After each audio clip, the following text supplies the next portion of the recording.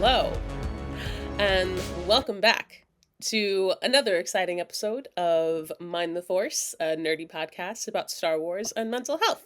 I'm your host, Kristine McPartlin. And I'm your other host, James Abadi. And we are back with our final installation of our three-part Tarkin series. And we're very excited because today is the Tarkin condition assessment. And we are talking with an amazing therapist today, Miss Alev Ates-Barlas. And we got her really good deep dive opinions on Tarkin. I think this was, I'm going to say this every episode. It was one of my favorite episodes. We'll get into it more and you'll learn more about her and you'll see the interview. Duh. But I don't know, James, what did you think? Like, I thought this was a particularly great one. Yeah, I thought this was, we went really deep into this. We really dug that bad boy out, that bad boy being Tarkin. You know, like I don't think he's ever had a more extensive treatment. I think we should publish this as, I guess, a required reading for colleges too. I think it's just Right? very, very, we really went into this character and this was my personal favorite. So I'll just leave it at that. Right? This was your first, so this was your first condition assessment. Correct, and not the last. Yeah, no, isn't it fun? Oh my God, it's so fun to get to I don't know, to get that perspective on the character. Like, it's one thing when we get all nerdy and we're in our hmm lore and everything, but to get that professional perspective, it's so fun. Yeah, we get to listen and chime in too. We defer to their professionalism and their expertise, and when they drop the how and the why, we can go more into the literary analysis element of it, which is great. So it feels like college again, which is what I actually really enjoy. Just Right? having that open discussion. Yeah, no, it's so fun and I talk about it more in the interview, but I love when people aren't as clued into Star Wars. I think that makes the psych analyzation more fun because it's like you're really just coming at this from from that professional perspective. It's not like, oh, well, I can see this about the character, but I love the character, so I have this bias. Like, there is no bias. Right, she had a more sympathetic light towards Tarkin because of that, because she kind of looked at him in a vacuum, which I thought was interesting actually, and I liked having that perspective because it just broadens the range and the breadth of each character. So I hope we could do this with more than just Tarkin down the road. It's very cool. I love it. I mean, I haven't had longtime listeners will know I haven't had a bad condition assessment yet. So, I'm glad we can keep the tradition rolling.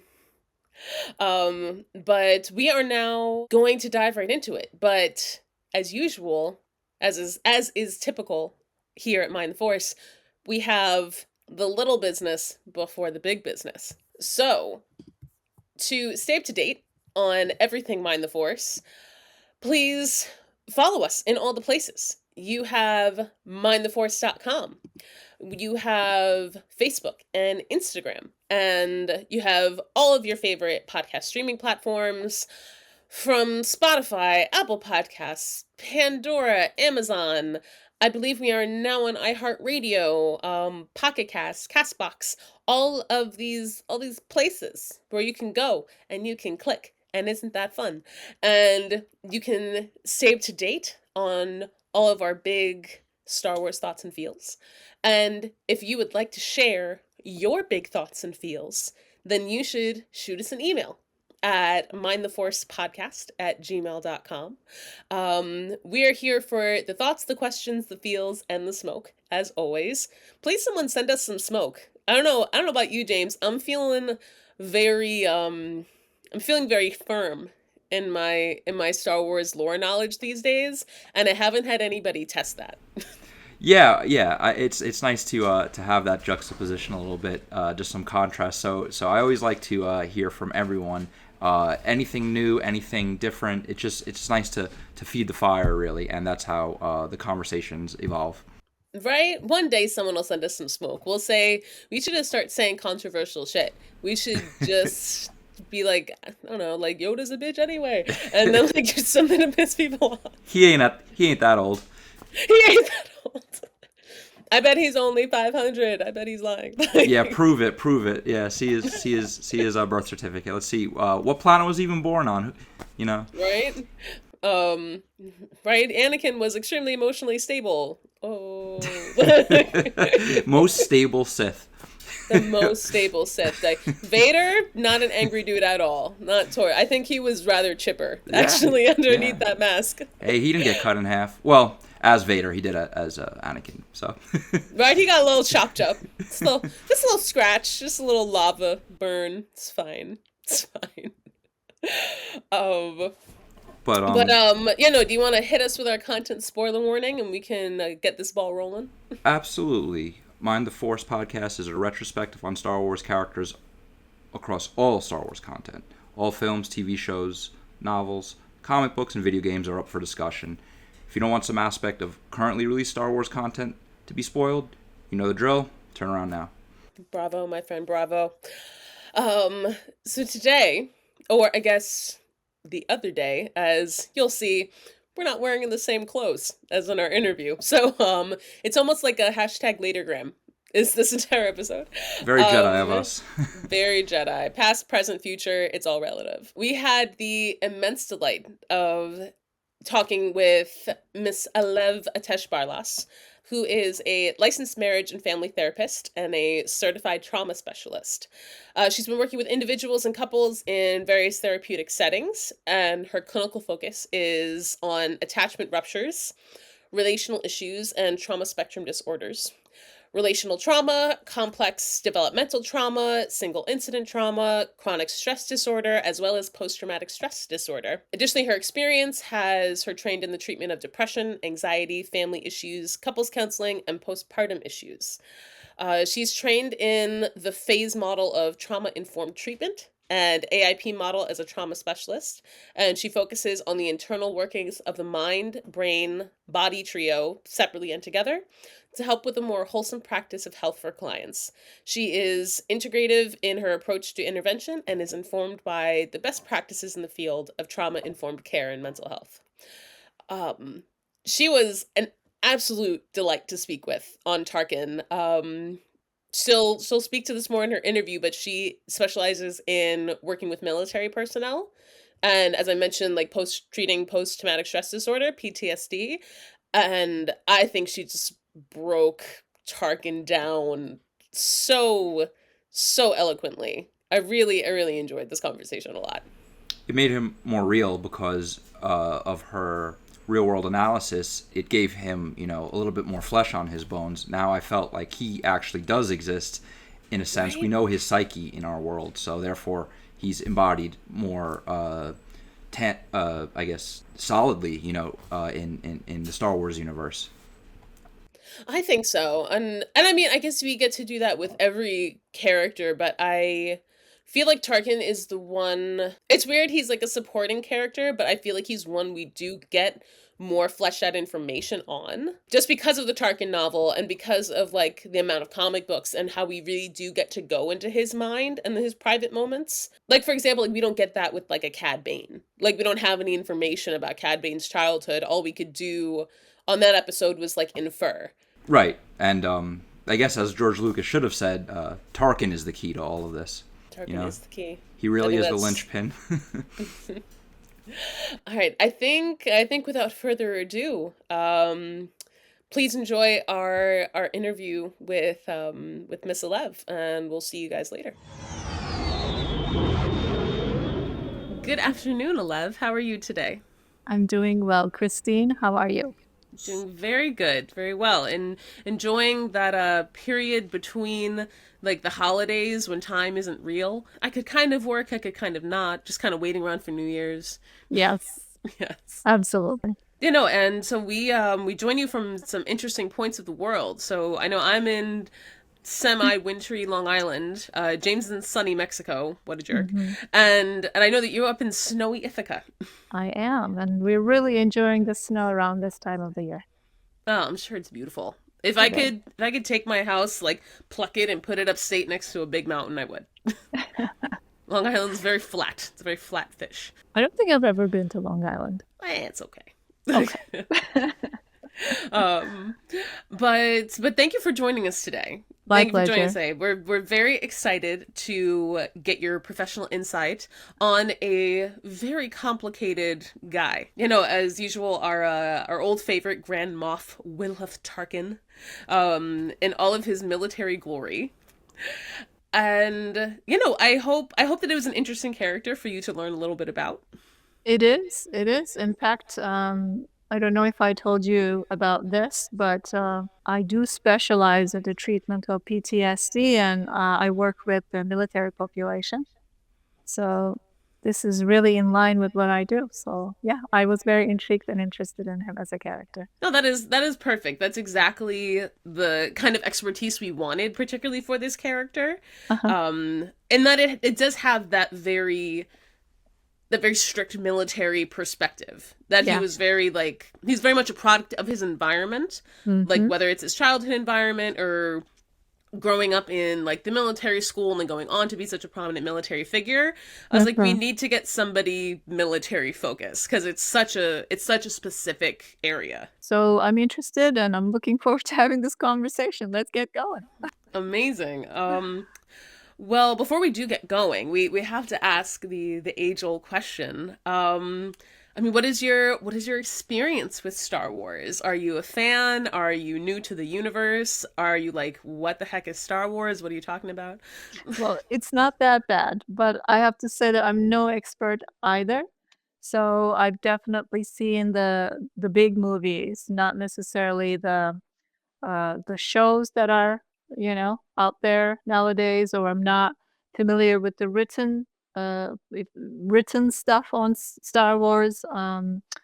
And characters wise, I am only familiar with the very prominent characters. I'm familiar with the storyline, but that's about it. And that is okay. Yeah. That is totally okay. We honestly, I sometimes love when people aren't big Star Wars fans, as far as like our therapist interviews, Mhm. because it just, I don't know, it then I think makes the professional perspective even more poignant because you're Mhm. not getting a bias of nostalgia or like being a fan. You're like, you can really just look at it very clinically, which Mhm. I think adds a little something special to it. Um, so yeah, if without further ado, so we presented Alev with two scenarios Mhm. about Tarkin's life, and we're really excited to get her perspective on them. Mr. Abadi, if you would like to start us off with scenario one. Sure, absolutely. So ultimately, born Ariadu, a harsh and unforgiving world, Will of Tarkin's been conditioned to embrace the unrelenting struggle for survival, and his formative years really shaped his philosophy that strength, absolute and unquestioned, was the only way to secure control. He grew up through the Mm. Empire, and along the way, this was further cemented, and he ultimately decided that ruling through fear, the old Machiavellian, you know, uh, philosophical query of the ages, is it better to rule through fear or love? He chose fear, and that ultimately capsized at the Battle of Yavin in Zero. That was their calendar in Star Wars, around this decisive moment at Tarkin's death, when that idea, that fear, ruling through fear, could order the entire galaxy and be a successful and stable blueprint for life and reality in general. So when he was wrong, the calendar started. It went from BBY to ABY Wow. after the Battle of Yavin. And this is also Wow. after the realization that fear, in the grand scheme of things, in the form of a giant Death Star, could not rule everything. So this was an ideological shift here. Everything he built upon, everything that the Empire stood for, it was the beginning of the end. They only lasted another 4 years after this. And he is very greatly tied to that calendar and to that idea of fear. And this is when the before and the after really kicks in. So ultimately, summing this up, he did not understand that chaos in the form of love, chaos in the form of friends and loved ones could overcome that fear, and that was his downfall. So my thoughts are all pretty much encompassed in that. I just believe that the thing he feared most is what undid him. He forgot that universal truth that you can't control everything, and he believed that he could. He relied too much on technological power, and it failed him. Anything you'd like to say on that? Any thoughts as to why that downfall happened and how you see that in people? Yeah. So as I was listening to you, um, I'm listening to you with the ear of a family therapist, right? And to me, I'm just seeing everything like him within the greater context of what I'm gonna call his system, but basically his family. But his family isn't limited to who raised him. It continues to be the people around him, the people that he has that relationship where he brings the same template to. And then also, as I'm saying this myself, I'm noticing that in our speech, we pay a lot of attention to putting him in charge of all these decisions. Whereas I think we also need to pay attention to the expectations of the system that he's a part of, right? So he's not the individual, like sole responsible party that makes this independent decision of like, I'm going to just dictate everything through fear. With my very limited exposure to Star Wars, I'm just remembering Palpatine, I'm remembering Darth Vader, and I'm remembering all these characters that are parental figures to this guy in this context that we're in this conversation. I see them as more like parental figures to him that are continuously expecting him to exercise fear because he himself is fearful of those two, right? Am I getting this right? That's what I remember. Like Palpatine is a really scary person. He doesn't necessarily rely on people's loyalty on the basis of love that they have for him. But No, am I remembering this? yeah, That there's only yeah. one student per there can only be one Sith student to each Sith Lord. What was it? Do you Well, that is remind me? true. That is The true. You rule of got two. the rule of two down. Right. It is that what he and Tarkin wasn't a dark side user, so he really is just like he's just crazy all on his own. He's just Yeah. he's just very militaristic, Yeah. very like one track minded. He does not use the Force. That's a like Palpatine and Vader are over there using the Force, Sure. but Tarkin did know Palpatine from when he was like a teenager.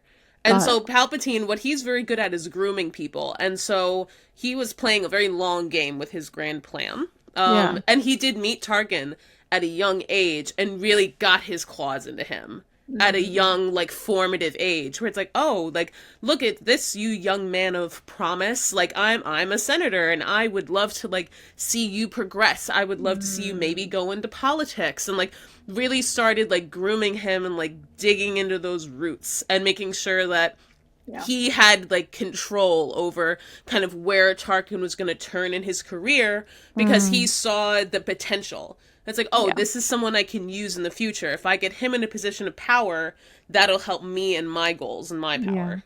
Yeah. So in what you're saying again, what I'm noticing is the importance of nurture, right? And it seems to me that Tarkin came with this potential, which was the thing that he needed to uh, be really good at in order to survive his environments growing up. And that particular skill probably just stood out for him and was picked up on by Palpatine.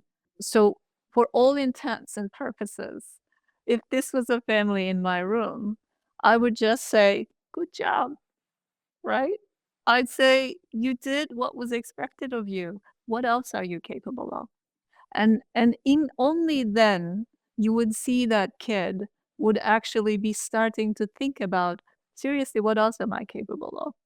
So I think that when I first read the scenario, that was one of the things that came up for me. It's about our readiness to jump, to be present with what's obvious, which is yes, he dictated on the basis of fear and hope that through fear that all order will be restored and maintained and all of that. And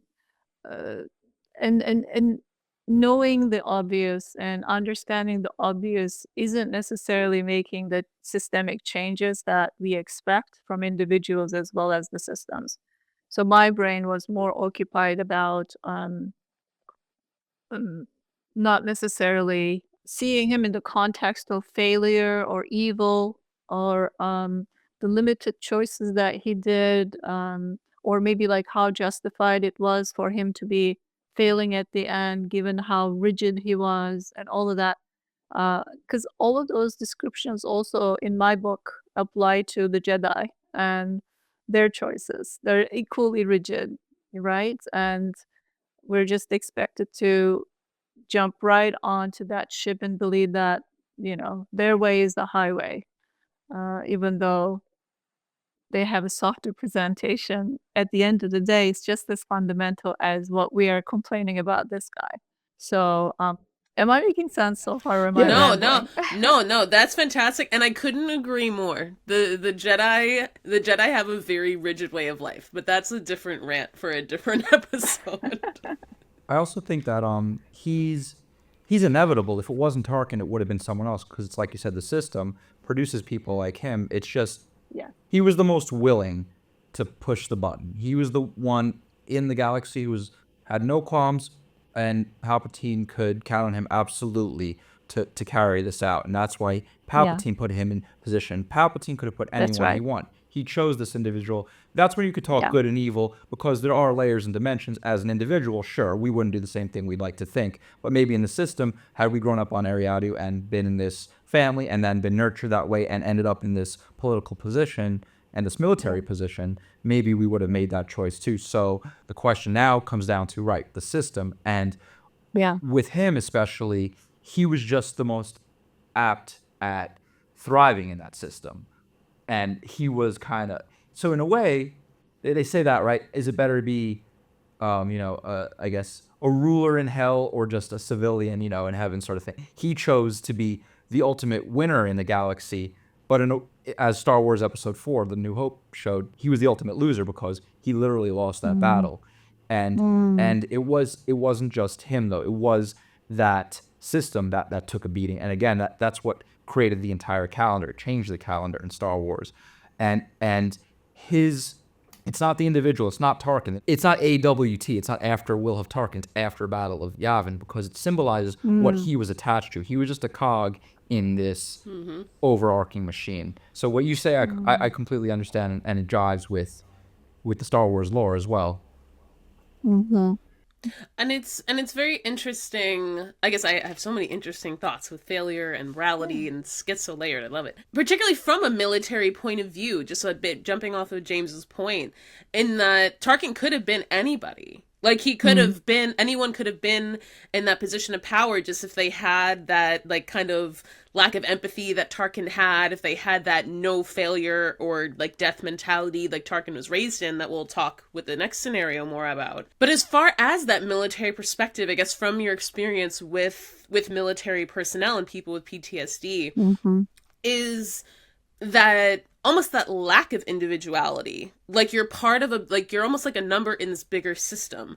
Like, you can be anybody in this position. I think about this a lot. My own partner's in the military. And so I always think about this, that you kind of are, like, you're part of this bigger story, this bigger entity, beyond yourself. And can it sometimes feel hard to have individual feelings while you have to be, like, a part of something so much bigger than yourself? Yeah, you just described it. That's their dilemma, right? And it's very heartbreaking. It's easy for us to see them as devoid of their own personal processes and just a cog in the machine. And it is part of the definition of their job to know how to be that. But then again, I get to see what's behind the doors, right? I get to see the moral injuries that they have incurred having to follow orders and things like that. So, even when we talk about Tarkin, and as much as the script allows us to talk about him, obviously, right? I find myself really like not caring for that as much, but wondering about like his bedtime routine, Right? you know? Like, what does he do first thing in the morning when he wakes up? This Yeah. guy, is he as fussy as he is all in the pictures? And, you know, if you tickled him, would he laugh? Right? Right? How Things does he like drink his that. coffee? Yeah, I think stuff like that too. I know. Yes, right. So, and believe you me, that these are all parts of his life and his personhood as well, but we are not allowed to see it for an agenda. And this is a very like this isn't just some creative um setup that we only come across in movie business, but this is real life family systems. That's exactly how it happens. But when you work with a family long enough, all structures will fall apart. So then system has a way of having like expressing itself. It has its own language, but initially it relies a lot on each individual to do it for it. But then, of course, people are bumping into their own agendas. And suffice it to say that, like, I could see the perimeters that are drawn for us to perceive this character, but I don't care for those perimeters as much. So oftentimes I'm thinking about, yes, he made those decisions that ended up the destruction of the Death Star. And then what happened? Like, what was going on the next day? Was he crying about it? Or did he even survive? I don't remember. No, Was he he Oh died. yeah, no, killed? He he died in the died. He died blast. on the He Death died, Star. right? Took him out. Okay. So, like, who went to his funeral? You know, like, what did it matter to anybody that he was no more? Things like that. Because uh, working with the military myself, I could see that, you know, some of the experiences that these soldiers go through, the people on the other side of that story probably will see them just like we are seeing Tarkin right now, Well, it's interesting because with that limited. with him, we didn't Go see ahead. too much of his personal life. They purposely distanced him from having That's right. a humanity. But as Yeah. you know, that's in the films. But in the expanded media, they do talk more about his life. He is gay, and he actually had a lover who was a stormtrooper, one of the Really? the Yeah. foot Oh yeah, soldiers in the the Empire. But he's yeah, but no, that's been like the best part about this episode series is learning so many details about Tarkin, like from his childhood to like nuances, like, oh, this guy Wow. is complex. But that Yeah. that lover ended up dying before him in the movie. He was killed by Han Solo and Luke Skywalker when Uh, they switch outfits and they go onto the Millennium Falcon. They fleshed out that Stormtrooper storyline, and so he had no uh, one that I know of, unless he had other lovers, to mourn him. So I think they did a yeah. state funeral for him. The Empire has to because they're honoring themselves. But I Yeah. don't think personally he was bound by any positive ties. He did not rule through. He did Mm, not love through love either. He loved through fear as well. Meaning, I don't think he Yeah. had much yeah. after that. I Yeah, I mean, think imagine that. Yes, that's the only thing that like keeps your roots on the ground and it's gone, right? It's also not just like the fear that you want to impose upon the world, but there's also a lot of revenge that you want to like right the wrong in a very perverted way, though, right? Like you took my lover and I'm going to destroy the rest of you. So it's like, I don't know. Thanks for introducing these things to me. Like, I have no idea. Yes, I Yeah. really think that it's very interesting that even you pointed out, and I myself am learning. Maybe his vengeance on trying to destroy, the rebellion in that moment and just blow up a whole planet was because his lover was killed. So he already told her on, yeah, that's just part of the empire. But just maybe his decision to be just ruthless, even more so, reckless abandon, is because of that personal stake. So that is another nurturing level where he ventures more into psychopathy. He also did have PTSD as a child, I believe, but that's more in Yeah. Kristine's prompts. So I'll let her handle that. we're gonna get into all the childhood trauma. There's a lot of it. You think Yeah. you learned some funny stuff about Tarkin. His childhood is a riot. It is very Mm. interesting. But I also think it's very interesting because he didn't have a lot of personal relationships, and I do feel like that made him very pragmatic and very one-track minded. Mm. Like his sense of justice, he had a very strong moral sense of justice. He's like it's important, like everything needs to be fair, everyone needs to be kept in line. You know, if you have like the military might, like you deserve to lead, you deserve to be in charge, and you have to lead by fear. And if you have the biggest gun, you're in charge. Like that was really his mentality about it. And he liked order, and he liked things to be like just so. Like there's maybe a little like OCD in there, who knows. And it's interesting that he did have that, I mean, quite a private reaction, but he did have that reaction to his lover dying, where it's almost like it's the first time you see any kind of like emotional reaction. I think he had a little bit of an emotional reaction when his like beloved ship got stolen at one point in the Tarkin novel. But other than that, like he's very pragmatic all the time. Like everything is very logical, everything's very thought out. It's why he had so much respect for someone like Darth Vader, because, well, most of the time, you know what, not so much for Darth's logic and pragmatism, but more for his efficiency. He'd be like, oh, you aren't listening to what I'm saying, I'm going to show you that I'm the strongest, and that's why you should listen to me. And he respected that. He was happy to never be on the other end of it, but he respected it. Yeah. And so it's interesting to see him have kind of any sort of emotional reaction, because it really wasn't how he was raised to be. Like there was definitely a lot of very strong emotional dissociation. Like he wasn't very empathetic, and he was not an emotionally charged guy. Like he was very pragmatic, and that definitely blurred a lot of moral lines, as you can have when you have a lack of empathy. Like suddenly your morals definitely become a lot more skewed. Right. And, you know, and he's a great example of that. That's interesting, though, because in your definition, you also said that fairness seems to be very important to him. Did I understand that correctly? Yeah. Yeah, no, fairness is definitely very important to him. Yeah. But fairness from whose perspective? I don't know. But I could kind of see in the rigid like character description that's been given to him, I guess fairness as a way to dictate predictability and not leave much space for variability, which might mean danger and unsafety, right? Yeah. Or a person who grew up in his circumstances. And I was also thinking that this might even have come across as like a suicide mission for him if the one thing that he cared about the most just died and he was no more.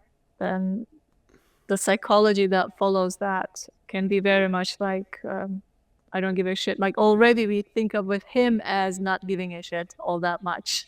Yeah. So imagine like losing the one thing that matters to you. At that point, it might even be like a suicide mission. I'm just gonna destroy myself, destroy everything. I don't care if this thing doesn't get to the place that we want it to be. But I'm not sure. These are some ideas that comes to my mind, not knowing as much as you guys do about this guy. No, of course. No, of course. And I think that, I mean, I definitely can't say that that Tarkin would be very in line with like the suicidal ideologies. Like it was less he didn't care about his mortality, and more he didn't think about his mortality. He thought that he was quite invincible. Like he really, I would be shocked if he ever gave much thought to like dying or being vulnerable, because that's how hardened he was. That's how much of a survivor he was. What like was the thought he of like when at the moment of his death? What do you guys remember? I don't remember. He was looking at the screen. He's like, abandon the Death Star in our moment of victory? I think not. You know, he's a haughty British officer, basically. Look at him that way. You know, I think during the Raj, that's kind of his personality. He's just looking on the screen with a sharp face, awaiting that victory. He doesn't even know he died. He got blown up. That's the one thing. He kind of went very quick. Yeah. Oh, wow. He didn't even know his moment of failure. That's how sure and definite it was. His conscience didn't even matter. He was gone at that point. Wow. Yeah, the hubris was on 1,000 right to the end. Yeah, he literally died thinking his victory was imminent and the Empire was going to control all. But in that moment that he never got to see, that was the moment, his death right there, that explosion, that meant that everything he thought was wrong. The irony is he just didn't get to see it. Yeah. So then he lived dissociated and he died dissociated. Correct. Basically. Yeah. Not redeemed in that sense. Correct. So he comes across as a pretty tragic person, don't you think? More than an evil person. Yeah, Barbara. yeah, no, it's very true It because blends. yeah, he makes a lot of choices. He definitely Yeah. makes a lot of choices, but also if you look at how he was raised and the environments in which he thrived and environments in which he was praised, then Mm. like how was he ever going to be anything Mhm. else? Anything else? Yes. Like he is a direct product of his environment.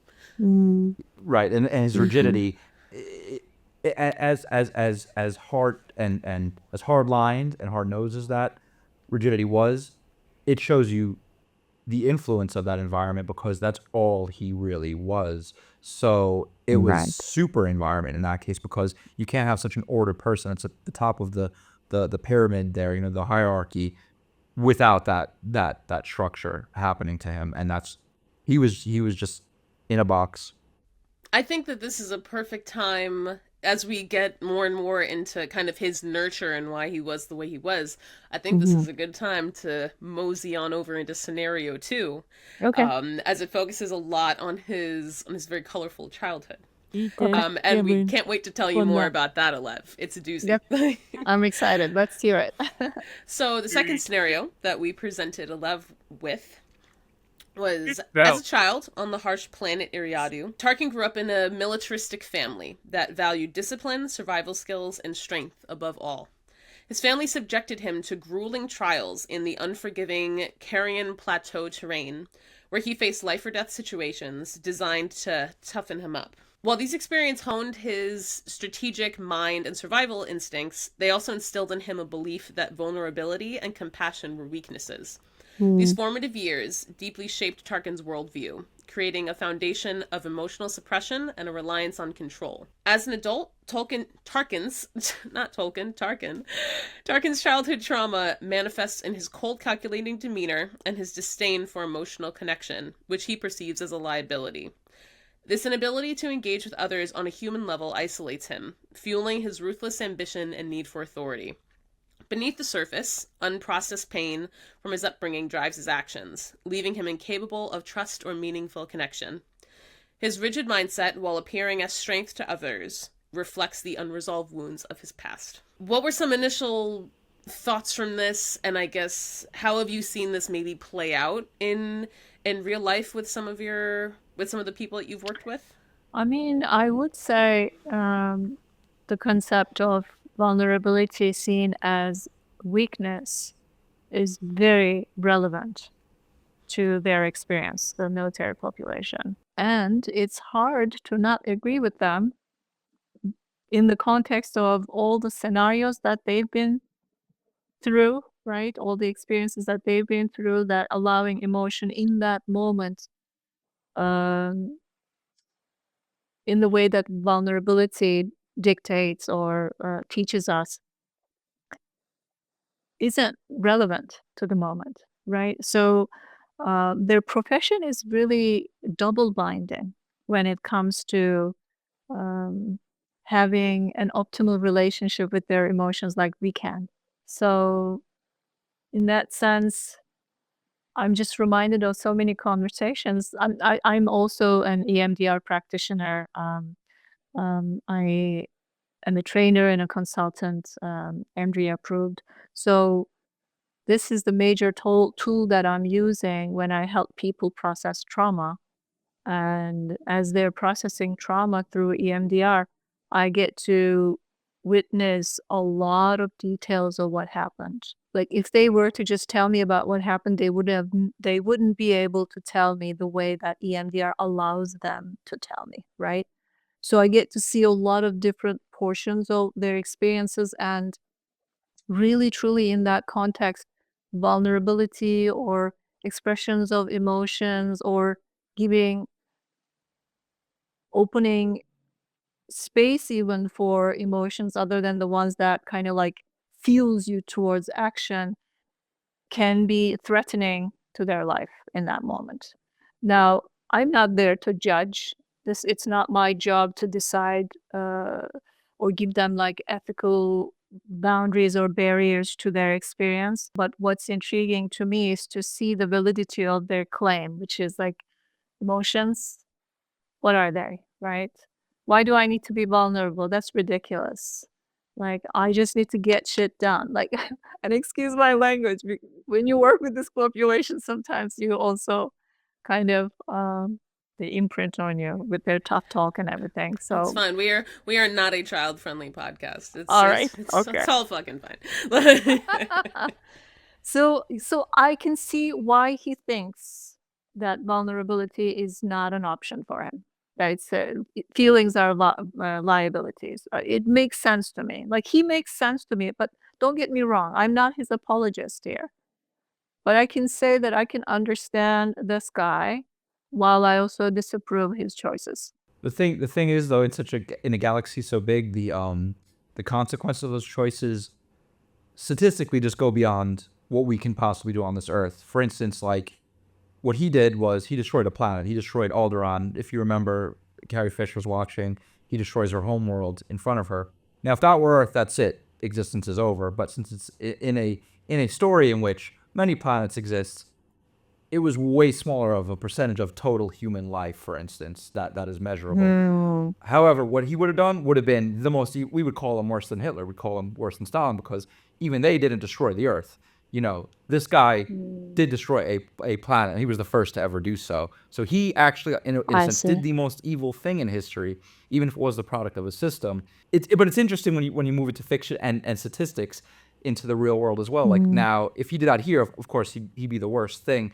But in Star Wars world, he's kind of just the potential first of many, because they did do it later on in episode 7, right? Kristine, they did another planet destroying attack. Yeah. So in that sense, he's kind of outranked again because they destroyed even more, right? So it's just interesting looking at it that way. But until that moment in Star Wars history, he did the most destructive thing ever. And it's just, he's not even a dark side user, he's just an adherent of an empire created by the dark side. So that's Right. so that's guy with another the big gun. dimension. Yeah, he had the biggest gun ever, basically, Right. and he was the one to push it. Yeah.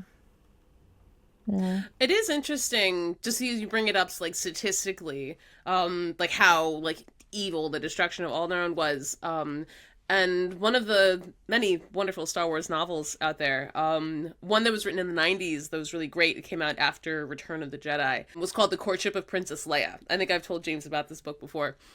And a lot of great things happen in this book, but something that does get mentioned is Leia's perspective on how she feels still being the leader of like the Alderanians, whatever they'd be called, the people of Alderaan, the ones that are left. And she talks about how there's a major refugee crisis because not everyone from Alderaan was on Alderaan when it got destroyed. So it talks about like all the people that are displaced and how she's still the leader of these people, even though like their planet is gone and they've been looking for a new home, and like there's a hope in the story that like through an alliance they'll be able to maybe find a new home planet. And of course you can't help but think about like the worldwide refugee crisis, how there's so many people displaced from their homes. And it's like Alderaan statistically, like comparing obviously like Earth to the grander galaxy, would almost kind of be like a country. So it would be like, oh, my country is destroyed or it's unsafe to be there. I'm now a refugee. And we can understand that in today's context. We have the largest number of refugees that there have ever been. And so it just made me obviously like just think about real life and how it would feel to be the leader of these people, or to be the person who displaced a people. And it's almost like a very like close comparison, just as far as what like a public reaction would be. I think something that's very interesting about Tarkin, particularly in like, I guess the terms of nurture that we've been discussing, that he's very much like a product of his environment. Like like there are aspects of nature in his story.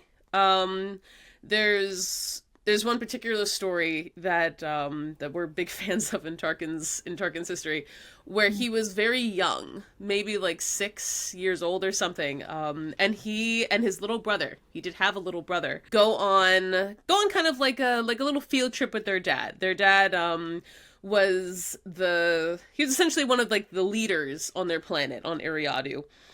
And it was a very like harsh planet. It was like a lot of wilderness and a lot of natives. They're always like fighting against kind of like the more upper class on the planet, and so they're not destitute by any means. Like they have money. They're definitely like the ruling family of their planet.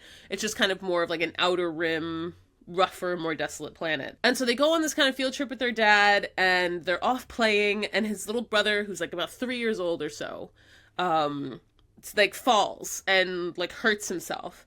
And instead of picking him up and being like, oh, I'm your big brother, I'm going to help you, he's like, well, if you can't, take care of yourself, then I guess like you don't deserve to survive. And essentially leaves his little brother there and goes back to the ship with his dad. And it's kind of a question of like, dad's like, oh, where's what is it, Gideon? Is that the name of the little brother? Yeah, they call him Gid, right, for short. Yeah, Gid. And it's like, oh, where's Gid? And that was the end of Gid. And I guess he couldn't survive. Which is interesting. Sorry, a quick aside. I don't know if you noticed, but they also No, it's kind of fine. did that in The Penguin too. I don't know if you watched that series. Spoiler, but that and it goes back to that was heavy Shakespeare in and Penguin. ancient Greeks. But killing that brother, that's always a plot device, and I'm glad they saved that honestly for Tarkin. I think it really applies to what made him and shows Yeah. you who he is. No, Wow. that is extremely Shakespearean, you're correct.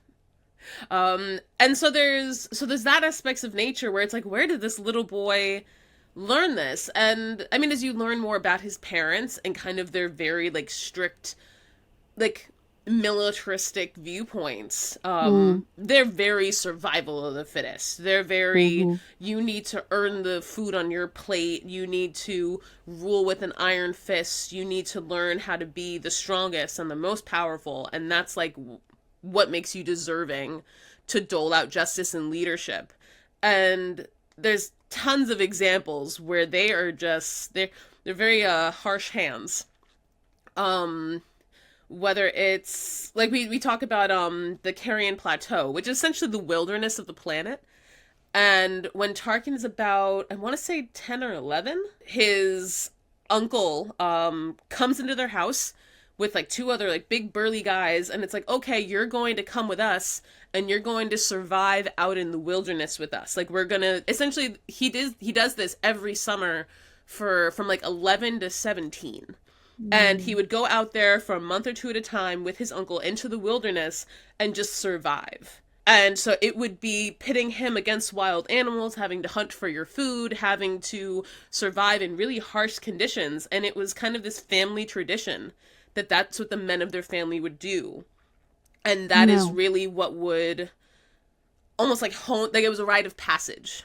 Like you had to like survive the Carrion Plateau, and this was your rite of passage over the years to becoming a man. And that's where he would fight like animals with his bare hands, and he would learn hierarchy. Like they would steal the prey from an animal in order to like assert their dominance over the other predators in that landscape. Like it was an extremely harsh upbringing, but that was the education that he received throughout those like formative adolescent years. And it's just fascinating because it just writes right on the wall why he is the way he is. Because it's like survive, it's literally fail or die. And that was the kind of environment where he was raised. Well, I don't see any nature here at all. It's all nurture from everything that you're telling me. That brother moment is totally nurture. If this is what's happening to this kid, for him to have no sense of empathy or compassion for his brother, if it's not given to you, you cannot offer it to somebody. He's offering to his brother what's been given to him. And this whole thing about rite of passage with his uncle, it's also so fishy to me. I don't think he's just challenged by the nature's dangers. There might even be sexual abuse going on here. It might be a legitimate way to um, take the kid into an environment where he's completely helpless. I mean, he's already helpless, but so that's one of the things Maybe. that came to my mind. That's if you're facing an adult who's been indoctrinated in this way himself, I'm talking about the uncle, he probably went through the same. These are intergenerational stuff. So imagine like if that person feels like it, then they could do whatever they want to that kid in that environment. And when we say that the kid is learning to survive nature, he's part of that nature, right? He's part of that uh, danger repertoire that the kid needs to learn to survive. And in that context, dissociation is also like a no-brainer. So for him to be completely like affectless, even in the face of an explosion taking place, or being completely oblivious even to the consequence of his own failure, you have to be hurt in your soul to be able to have that capacity open up to you. And these things happen. We don't need Star Wars world for these things. Like, and part of the unfortunate nature of what I do as a trauma specialist is to validate the existence of these circumstances and scenarios in real life. So it's very unfortunate. I feel so bad for him, which again doesn't mean I condone his behavior, but Right. yeah. That's the and I think that's something that we also discuss, like, as we learn more about this character who was presented quite black and white. Like Yeah. in the initial showings of Tarkin in the original trilogy, he's just the bad guy. Just very. Mm. And back in those days, storytelling in general, specifically Star Wars, was very white hat, black hat, dark versus light, good versus evil. And he was just a Yes. bad guy. And of course, as Yeah. we get more into expanded universe content, you get all of this color, you get all of this nuance of like, oh, that's Mm. why he is the way he is. That's why he does what he Mm. does. Does that make him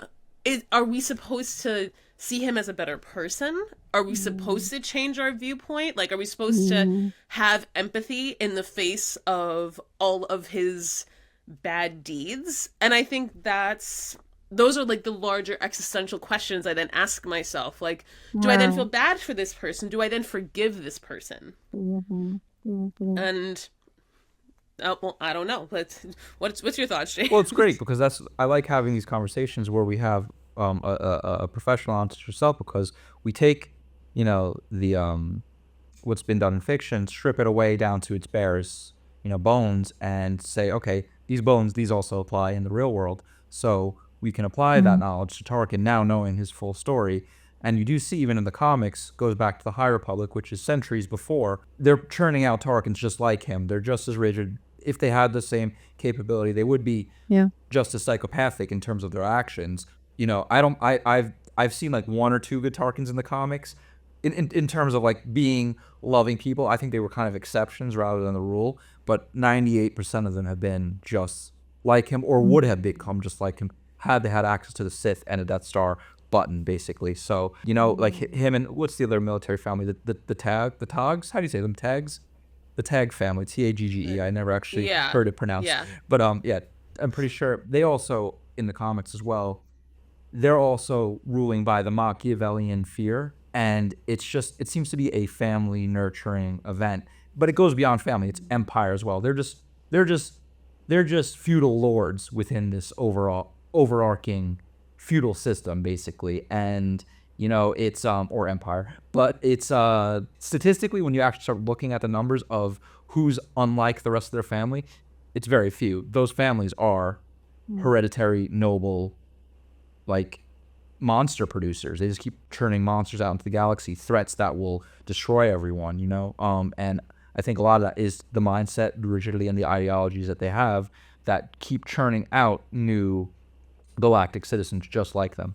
Yeah. Yeah, I like because I think we're coming full circle in terms of how you're basically saying that it's the system, right, that keeps replicating these individuals, figurines even, because they're so devastatingly similar that it's hard to kind of treat them as individuals, but more like figurines that serves a purpose. So just in terms of what do we do with our ability to understand why he is the way he is? Like, do we forgive him? Do we give him a license to continue to be how he is and be his apologist, or do we hate him?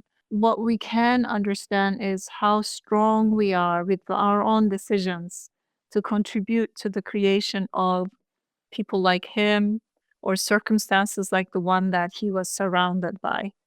And if you must take responsibility, it's not going to be the result of deciding to forgive him or hate him. It's going to be, how do we fit into this picture from where we are, even as audiences, right? Mm-hmm. We hear a story like that. If you find yourself way too aligned with him, and then you're using that alignment because hurt people, and you're a hurt person, and you're about to hurt somebody, and you're saying, if he can do it, so can I. I'm going to go and hurt somebody. That's not the way to use this, right? So seeing yourself as part of the picture and then kind of being mindful of our own personal decisions leading to bigger repercussions and consequences, and being responsible in that way. I would say that's an important aspect. At least as a family therapist, I strive to recruit people into understanding and utilizing this kind of awareness. That's really, I guess, the key is recognizing that the behavior isn't good. It's like, and breaking that cycle and being like, okay, we can't change what happened in the past, but we can change our actions going forward. We can instill a new perspective. Yes. And you can also change your relationship to what happened in the past, which is often, that's where things go wrong. If what happened in the past makes you feel like you're above and beyond help, you might as well just identify as evil. Then that relationship with the past actions, right, is going to determine your next move, and everything will be a confirmation for what you consider to be your own sense of home with yourself. And if that home is me being evil, then I'll continue to do evil things. Why? Because no one wants to leave home. No matter how crappy the home is yours, and it's familiar. And sometimes sense of familiarity justifies a lot of things that doesn't make sense to us. Like, why is this person still staying in that relationship, right? Why aren't they leaving this place? They're getting hurt every day. Well, because it's familiar. So we need to change that relationship with our own past, be informed differently so that we can kind of create a different future. That's actually really great. I'm reading was Breaking the Habit of Being Yourself. Joe Dispenza, my girlfriend, got me into I got all 4 books. So it's really interesting because like someone like Tarkin, take him, put him in the Jedi Order, he wouldn't know what to do with himself. He wouldn't know how to operate. You really have to break down everything in the system, and your decisions have, and your consequences throughout life have taught you, strip them away, kind of rebuild, because the at that point it's like, how does a person help themselves and how do you help them? It's like either just disintegrate or tear down, rebuild, learn what's affected you your whole life, and then from there build a structure in which you can move forward. And I think with someone like Tarkin, maybe he would have turned a new leaf over had he, say he lost the Death Star battle, say it was a military defeat but he wasn't killed, he was imprisoned by the rebellion and survived into the New Republic, and say time served for your crimes of genocide, and then okay, he lives back in reality, he goes back to his home world. How does he make a life there? I like to think, even in Star Wars has showed us, it is about redemption. Had he lived long enough, maybe he would have become a whole new person living in the New Republic, realizing, hey, I was wrong. I have a family now. I have my lover. I have a husband. It's better ruled through love, or live in love, not even rule. Forget ruling. Forget ruling at all. Let me just live a life. And I think that possibility, because you want people to change. You want to get them to that point. I believe even someone like him, for all he's done, as Star Wars has shown us, and as life shows us, you can turn a new leaf. But we just never got to see that eventuality. It was such a drastic military battle. That's kind of the tragedy, the Shakespearean tragedies of Star Wars, right? Yeah. He had to be the face of that one rigid rule, and he had to pay the price for that, as you guys mentioned, right? That's sad. Well, he was the direct product of that time of storytelling. The bad guy had to be defeated. There were no anti-hero stories. There were no I mean, the redemption arcs would come later. Even then, that wasn't like a part of the story. It's like, no, the bad guy must be defeated. Good must defeat evil. And so, yeah, the Death Star went boom. Tarkin had to go boom. I think maybe today, if the story was written today, I think it would have a lot more Yeah, nuance. for sure. I think When a lot more color and a lot more context to the characters, like we get later on in this expanded universe. But unfortunately, I think Tarkin was a direct product of his time. Logistically, also, I don't think Peter Cushing, such a renowned classic actor, would have signed on for more than one movie. They were lucky enough to get Alec Guinness back as a Force Ghost, and also they had to have some finality too, because Darth Vader and Palpatine, the Emperor, were the big baddies they saved for the later movies. In the first one, audiences need to come away, at least in the '70s, right, feeling like, okay, evil's been destroyed. There's closure. I can move on. So Tarkin was that sacrifice button in Right. that case. I believe from a marketing standpoint. You know what? Actually, what you're saying is so relevant to, again, family systems. It's just, it's heartbreaking. And it's the biggest sacrifice that you could see children make for their own parents sometimes, right? In terms of how they will just take on the symptomatic presentation of the family's issues. Because that's quite the only way that parents can actually unite. And they've kind of forgotten how to connect with one another. And they might be just on the total different separate pages all the time, but one time, only when the kid is misbehaving, then they are a team again. Then they're in their grievances against the kid, right? The parents unite, they came back together, and then the kid is seeing this. There is an arousal, the clinical sense of arousal there for the children that makes them feel like this is what it's supposed to be like. I am born and evolved to feel and witness this unity, this connection. And I don't care if I have to pay the price. I'd rather be a bad kid with good parents rather than a good kid with bad parents. So in that sense that, Tarkin kind of paying that price so that the rest of us feel closure and the unity that we can exercise, even with the destruction of that particular planet. You said led to a lot of occupants needing to migrate and find different places to live, right? So being that ultimate threat, he also kind of nudged the rest of the universe in the direction of collaborate now. You're being called to action. So, of course, we shouldn't need these kinds of tragic sacrifices. But I think art is a way of giving us access to this perverse need that we have in order to give ourselves the license and permission to do what we are really good at doing.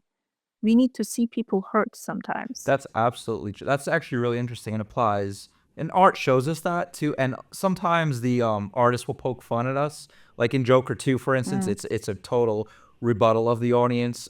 Spoiler, for those who haven't seen it.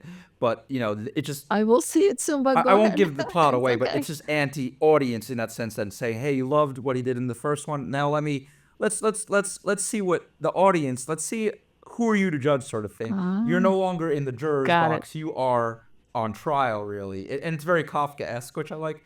I liked it for what it was, knowing what they were doing. The Okay. movie was made by the Joker, but even in The Sopranos, you know, and other dramas like Breaking Bad, we're cheering these guys on, even though the villains or the anti-hero in a sense, but at the end we kind of want to see their brains blown out. It's kind of a weird relation So it's a weird place to to sit. sit, right? It's like we're both cheering them on, but want do justice to come their way in a bloody spectacle before their families. And even the creators of this, like Soprano said, I'm not going to show that. I'm not going to show his blood all over the table in front of his family. It'll fade to black, for instance, or Yeah. I'm going to show you like what you want to see, or I'm not going to show you what you want to see because this is just a perverse need, like he said. So it's interesting. It causes Yes. it's beyond art at that point. It's a psychological kind of confrontation. It's like, why do you need to see this so much? I didn't know that about the Soprano show. So they deliberately chose to leave out those. I won't give too much away visuals. for you guys or for other viewers, but ultimately I apply that in other artistic works Got it. because they Yeah. have that No, recurring theme. I actually really appreciate the producer's choices. If that's the case, that's It's wonderful. tasteful. Because after all, we're like clay, right? Constantly being shaped. So there is no shame in that. I think it's beautiful. It just requires a lot of sense of accountability and responsibility for everyone to understand that we're helped shape somebody else all the time, and we are the products being shaped up by others. So and making those kinds of choices are really giving us that power of uh, contributing to the outcome we want to see. And in Sufi tradition, uh, we're encouraged to see the divine within ourselves. That's not necessarily being arrogant and saying I'm God, but just saying that, if I am created, right, then I must be carrying a glimpse of this divine. And then that's supposed to hold you responsible for what you are doing with that level of immensity and power. So you can definitely feed into the perversity that we're capable of feeling. You can also use it towards things that's going to balance that perversity or need for that perversity. So it's nice to see that there are people out there who makes those decisions. That's wonderful. Well, that's great. When what in Sufi and in a lot of religions, and it even boils down to, I think Emerson said it. Yeah, Emerson said it. We're a part or particle of God. It's a sin against God to deform and pervert, perverse, Yes. perverse yourself, because then you're right. You're hurting the divine. But in that sense, right? It's like you can, like with someone like Tarkin, he had a point where okay, he's going through time, life's over. But at any point, there were ways for him to kind of work his way out of that and honor that divine with him, but he kept he not that he did have agency, he did keep making his choices, but the system that he was in, he operated within that. But it was a system that did not allow that worship. In that sense, you had to worship the emperor, you had to worship the empire, and that he just didn't have those outlets. You think if you talk to another person like, hey, I want to be better, I don't want to do this, they'd kill him. They put up, maybe what he found in that stormtrooper too, which we, was kind of, under the radar. Maybe he found a way to be human and say, it is what it is, but I hope to retire after all this, start a family, find a new life. Maybe he wanted that and longed for it, but just couldn't. I mean, why am I being reminded of Anakin? You guys need to help me figure this out. But for some reason, my brain brings Anakin into the forefront of my mind right now. Because I remember him being so adorable, like this adorable little kid that we all fell in love with, right? And I remember Obi-Wan's investment in this kid and how heartbroken he was when he turned bad. But even in that moment of him turning bad, like with his limbs basically not being there, like I remember like his own voice and the sentiments that he was kind of conveying through that anger and frustration and hatred. He is the embodiment of good and evil right there, right? The very thing that made him so special, the force is strong with this one. So that was the Jedis that we were cheering for. Like it's the same thing that contributes to his evil as much as his goodness. It's just like, for what team are you playing? And we get to sit at a distance and then, reach conclusions about where he ends up, not paying so much attention to the process that brings him there. And I think that maybe Tarkin and Anakin unintendedly maybe parallel stories to each other, that we could find moments of seeing those little kids side by side, right? And having the potential to be something that maybe wasn't nurtured in them as much. I'm not sure. Am I making sense? Yeah. Not knowing, like, with very No, I little very think much. I information think here. you're a much bigger Star Wars nerd than you'd Yeah. like to let on, Alev. Because What? nail on the head. Yes, there's so many parallels between Tarkin and Anakin, who of course later becomes Vader, and then Vader Yeah. and Tarkin's relationship. We've like literally just dipped our toes into that, and it is Didn't you just say that he does have a lot of respect for this guy, Vader? he And does he but we kind of said, okay, that's on the basis of fear and Vader's use of fear. And yes, and then maybe there's also some like unspoken kinship as far as their childhood experiences are considered. And I don't know. I don't think they yeah. are written in that way, Yeah, but if they ever sat down and compared childhood notes, it's interesting that they came from two different sides of like yeah, certain spectrums, but there's a yeah, lot of overlap. yeah, Definitely a lot of overlap. That could be an episode in and of itself, James. Just like yeah. childhood versus Yeah. of Anakin versus Tarkin. That's absolutely true. I would love That to could see that. Right? That would be interesting. Yeah, no, that's an absolutely apt observation. I mean at all points in Star Wars, I think that's the point, especially of the grander Skywalker saga, is that we should always be thinking about Anakin. He's at the center of everything. The actions and experiences that he has really affect the galaxy and the wider people around him, and there's a lot of parallels to the story. Mm, He's almost like a perfect all-encompassing story, and so you'll always find yeah. overlapping themes. It's a very very common thing. So see, you got it, Alev. Ah, You're right in yes. here with And us. and maybe Tarkin would have went the same route as Vader or Anakin and been redeemed had he had a son or just someone who cared about him. But in the end, his Machiavellian outlook, and which is the Empire's outlook, rule through fear, alienates people. Therefore, you push away sort of anyone from helping at the same time. I think that's an interesting parallel because Vader, who was more evil, quote unquote, was redeemed in the end. So if someone more evil or perceived as more evil could be redeemed, Yes. why not Tarkin, Yeah. for instance? He just didn't have that support structure. Yeah. Right, he didn't get the opportunity. Hmm.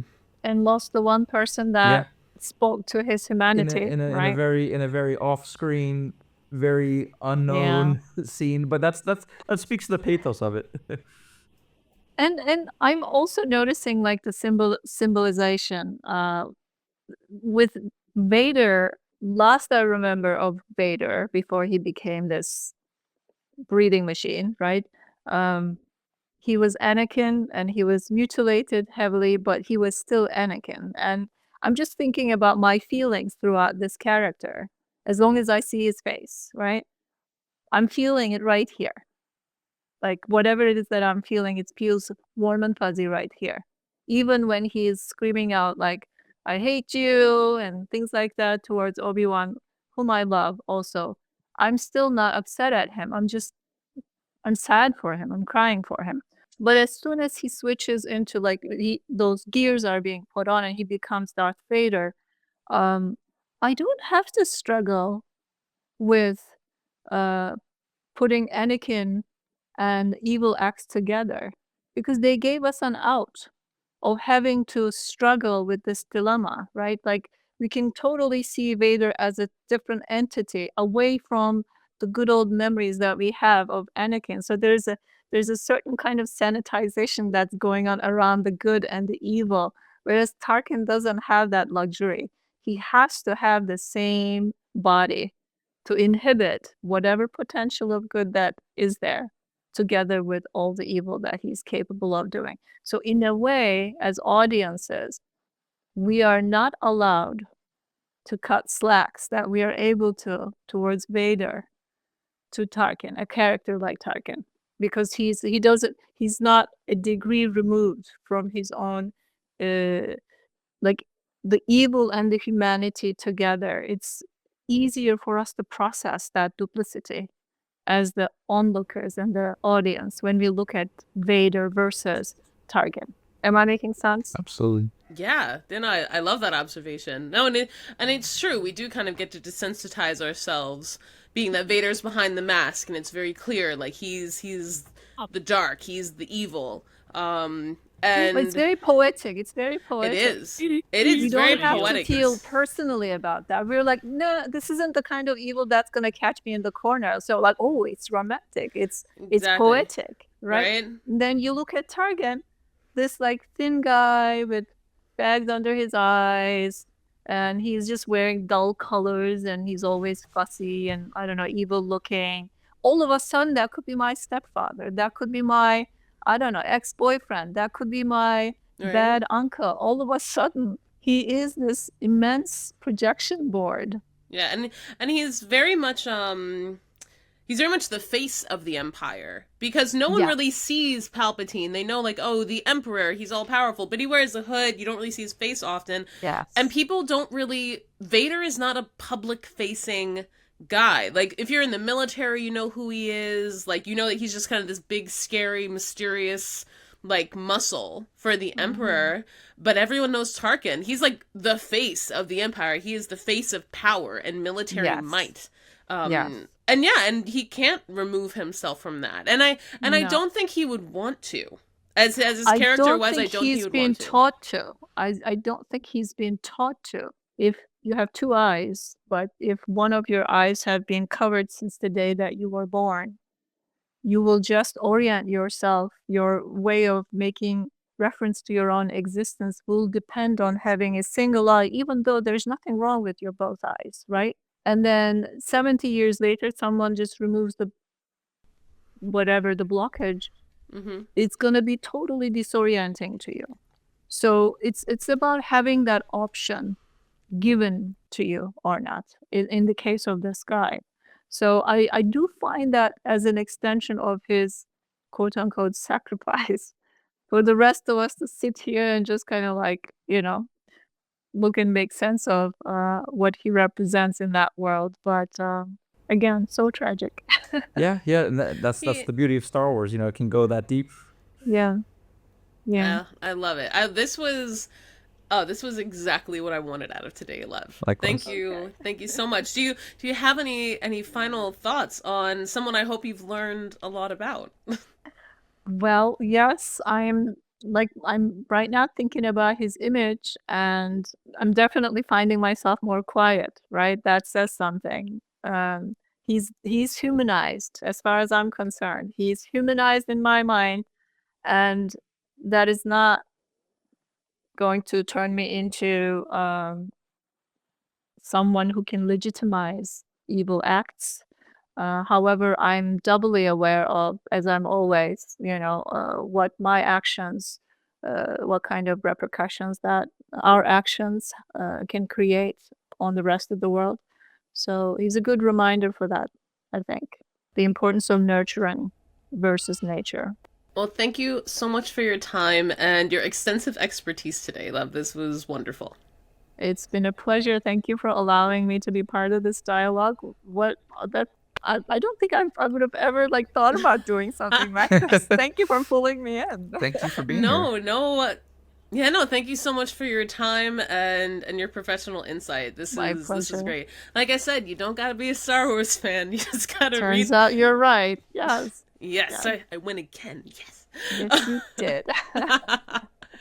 Thank you so much.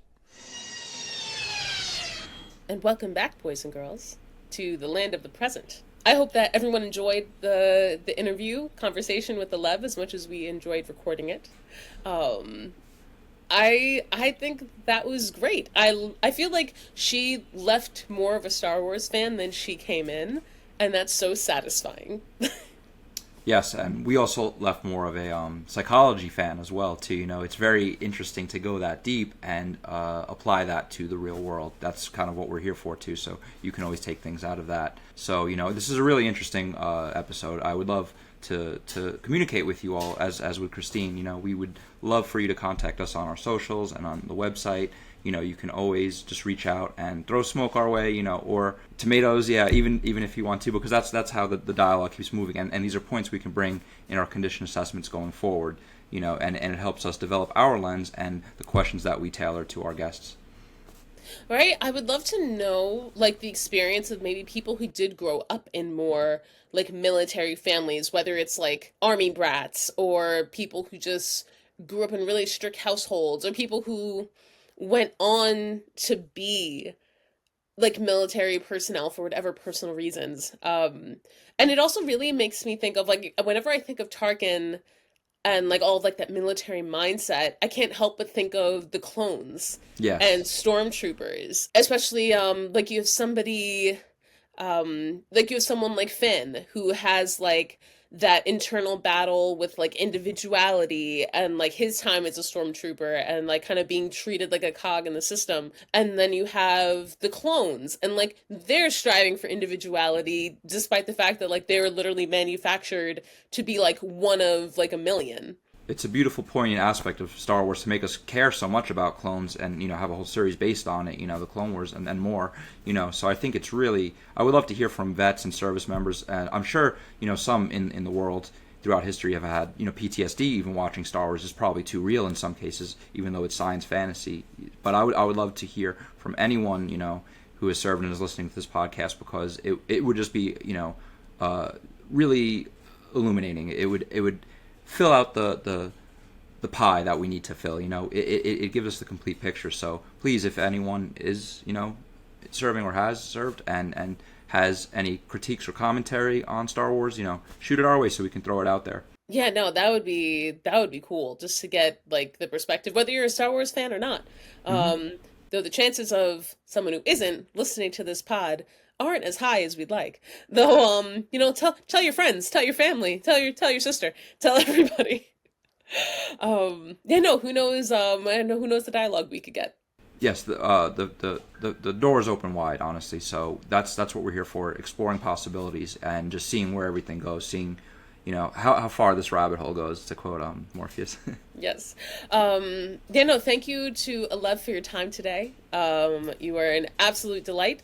If you would like to learn more about Alev and her practice, please go to iWellness Therapy Center. That is iWellness.uny.com, and you will find all the information about her and her practice. Thank you again to James for your eternal wisdom and co-piloting in this fun little journey Likewise, that we call Kristine. podcasting. Thank you as well. Couldn't do it without you. And if you want to hit the people with the reminders, and then we can get on out of here. Please don't forget to follow Mind the Force on all socials and check us out on your favorite pod streamers. If you like what you hear, drop us 5 stars. We're new pod people, and every little bit helps. Believe us, and we really appreciate that. And always feel free to share any of your big Star Wars thoughts with us at mindtheforcepodcast@gmail.com or ping us on socials. We're here for all the feels and all the smoke, as you know, when it comes to Star Wars. Nothing would delight us more. That concludes episode 13 of Mind the Force. See you next time, and stay mindful.